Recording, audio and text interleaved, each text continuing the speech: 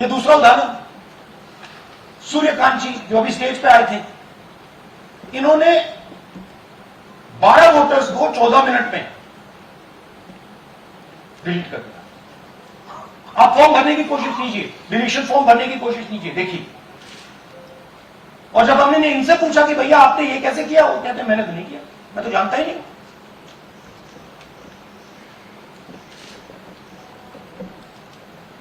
बबीता चौधरी जी का इन्होंने एक नाम डिलीट किया, यहां खड़ी है बबीता जी, यहां है। सूर्यकांत जी यहां है, आ जाइए जरा स्टेज पे, एक सेकंड आ जाइए। ये दोनों खड़े हैं यहां पे, सूर्यकांत जी, बबीता जी। इनको मालूम ही नहीं कि इन्होंने डिलीट किया। Thank you. नागराज जी, इन्होंने 2 एप्लीकेशन 36 सेकंड में फाइल करती है। और मजे की बात देखिए, ये 4 बजे सुबह उठ के फाइल करते हैं। पता नहीं क्या हुआ, 4 बजे सुबह कहा कि भैया मैं 2 वोटर को डिलीट करूंगा, और कितने 36 सेकंड में डिलीट करके फिर सो गए।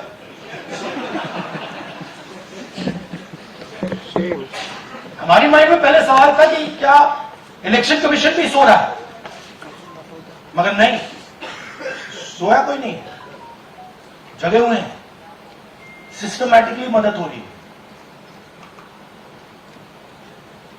ये देखिए दूसरी बात, जो भी डिलीट कर रहा है वोटर लिस्ट में उसका सीरियल नंबर 1 है।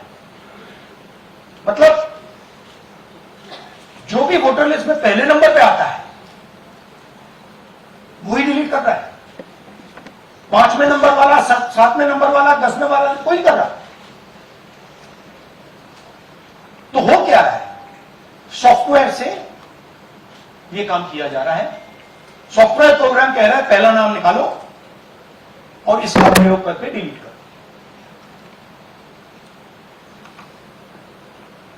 टारगेटेड डिलीशंस हो रहे हैं। कांग्रेस पार्टी पर आनंद ने अटैक किया। टॉप 10 बूथ्स जहां सबसे ज्यादा कांग्रेस की स्ट्रेंथ थी वहां टारगेट किया। और 2018 में पिछले इलेक्शन में 10 में से 8 बूथ कांग्रेस पार्टी जीती, और इन 8 में से इन्होंने 6000 लोग उड़ाने की कोशिश की। ये कोइंसिडेंस नहीं था, ये प्लान था, और ये सेंट्रलाइज तरीके से किया जा रहा है। अब मैंने बहुत बड़ी बात बोली, चीफ इलेक्शन कमीशन के बारे में मैंने बोला कि ये व्यक्ति वोट चोरों की रक्षा करता है। जो भी मैं यहां बोल रहा हूं 100% प्रूफ के साथ, सबूत के साथ बोल रहा हूं। ठीक है। और मैं अभी आपको दिखाना चाहता हूं कि मैं ये शब्द क्यों बोल रहा हूं और किस बेसिस पे बोल रहा हूं। आपको अपनी आंखों से ये दिखेगा। कर्नाटका सीआईडी ने केस चालू किया कि वोटर कौन है, ये फोन किसके हैं, ये आईपी एड्रेस क्या है, ओटीपी कहां गया, इन चीजों के बारे में इन्वेस्टिगेशन शुरू होती है। कर्नाटक सीआईडी ने हिंदुस्तान के इलेक्शन कमीशन को 18 चिट्ठियां लिखी। हमें आप ये इंफॉर्मेशन दीजिए, बिल्कुल क्लियर है, डेस्टिनेशन आईपी दीजिए, डिवाइस डेस्टिनेशन पोर्ट दीजिए, ओटीपी ट्रेल दीजिए, फोन नंबर्स दीजिए, फोन नंबर्स के मालिकों के नाम दीजिए। क्लियरली पूछा है, नो आंसर। 18 चिट्ठी CID Karnataka, no answer from chief election commission, no answer from election commission. Timeline देखिए,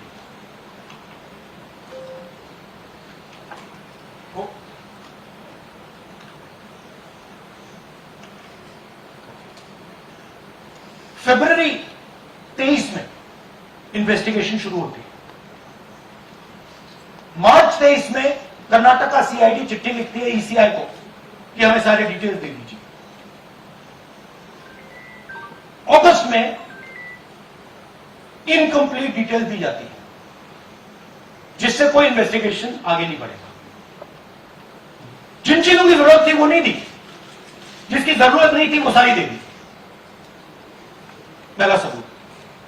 दूसरा सबूत, 18 बार रिमाइंडर लेटर गए हैं।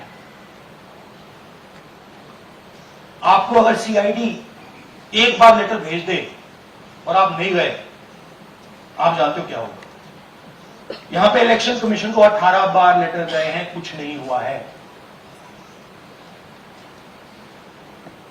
बाद में क्या होता है, कर्नाटक ईसी इलेक्शन कमीशन को लिखता है, कहता है भैया हमें दे दीजिए, आपको इंफॉर्मेशन देना पड़ेगा। No reply. मार्च 25 में आखिरी लेटर सितंबर में गया, कुछ ही दिन पहले।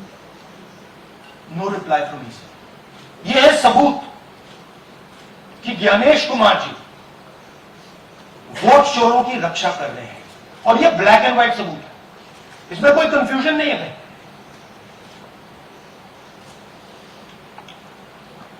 तो सवाल उठता है, ये है कौन?